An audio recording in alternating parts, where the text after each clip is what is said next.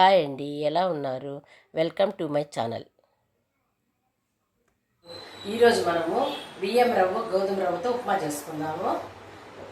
ఒక గ్లాసు గోధుమ రవ్వ, ఒక గ్లాసు బియ్యం రవ్వ. ఈ బియ్యంని బాగా కడిగి ఎండలో ఎండబెట్టుకోవాలి. దాన్ని మిక్సీ పట్టి జల్లబెట్టుకుంటే ఈ రవ్వ తయారవుతుంది.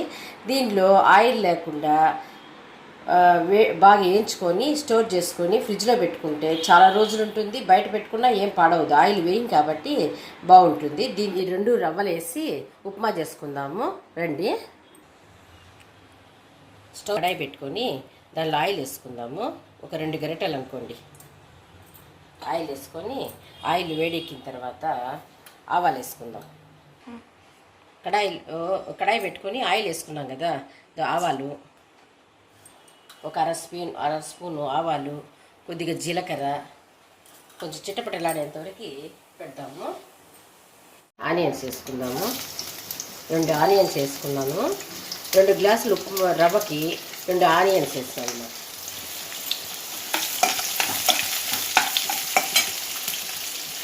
చూడండి, కొద్దిగా అల్లం ముక్కలు,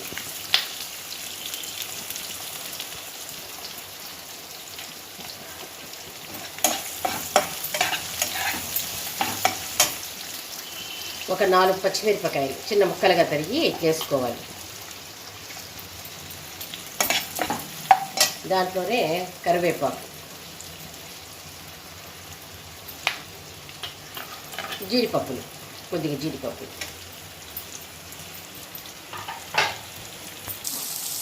కొద్దిగా సాల్ట్ వేసుకుంటాం. సాల్ట్ వేసుకుంటే కొంచెం తొందరగా వేగుతాయి కదా.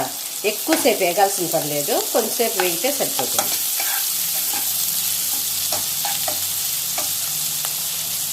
పచ్చిశనగపప్పు, ఉద్దిపప్పు, పచ్చిశనగపప్పు కొంచెంసేపు అట్లా వేయించుకుంటాము.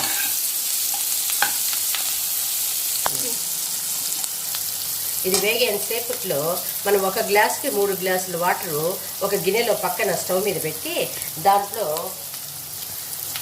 1 స్పూను సాల్ట్ వేసుకొని కొంచెంసేపు మరగనిద్దాము. ఇప్పుడు ఇది ప్రిపేర్ అయ్యే లోపల ఆ వాటర్ అయితే దీనిలో పోయచ్చు కదా, అందుకని కాగుతూ ఉంటాయి అన్నమాట. మనం తీసుకున్నాం చూడండి, గోధుమ రవ్వ 1 గ్లాసు, బియ్యం రవ్వ 1 గ్లాసు, 2 వేసి బాగా దీంట్లోనే వేయించుకునేద్దాం కొంచెంసేపు అట్లా. ముందు బియ్యం రవ్వని వేయించేస్తుంటాం కదా, ఇప్పుడు ఊరికే కొద్దిసేపు అట్లా వేయించితే సరిపోతుంది.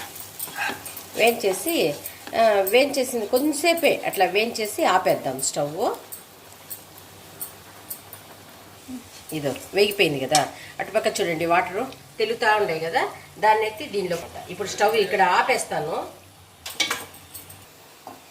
చూడండి, వాటర్ ఇప్పుడు అక్కడ తెలుగుతూ ఉన్నాయి కదా, ఆ వాటర్ని దీంట్లో ఎత్తి పోసేయాలన్నమాట వేయించుకున్న రవ్వలో. అది 3/4 మంట పెట్టేసినాం అనుకోండి, ఉడుకుతూ ఉంటుంది కొంచెంసేపు. వాటర్ వేసినాం కదా, ఇప్పుడు కొద్దిగా సాల్ట్ టేస్ట్ చూసుకోవాలన్నమాట. సరిపోయింది, ఇంకా ఉడుకుతూ ఉంటుంది కొంచెంసేపు.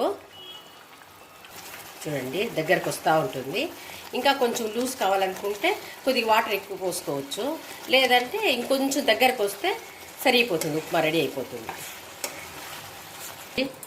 దగ్గరకు వచ్చింది కదా, ఈ టైంలో కొంచెంసేపు మూత పెట్టేద్దాము, సిమ్లో పెడదాము.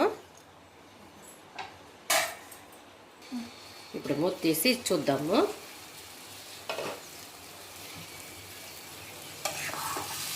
చూడండి, బాగా ఉడికిపోయింది, బాగుంది. దీంట్లో కొత్తిమీర కట్ చేసేసుకుంది.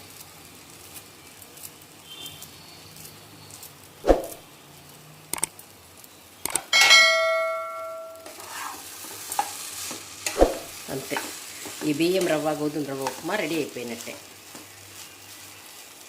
ఇంకా సర్వ్ చేసుకోవడమే.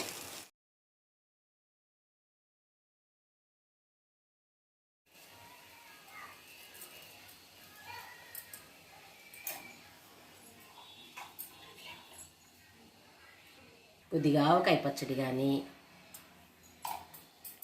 పల్లి పచ్చడి పెట్టుకొని తింటే సూపర్ టేస్ట్గా ఉంటుంది. ఒకసారి ట్రై చేసి చూడండి.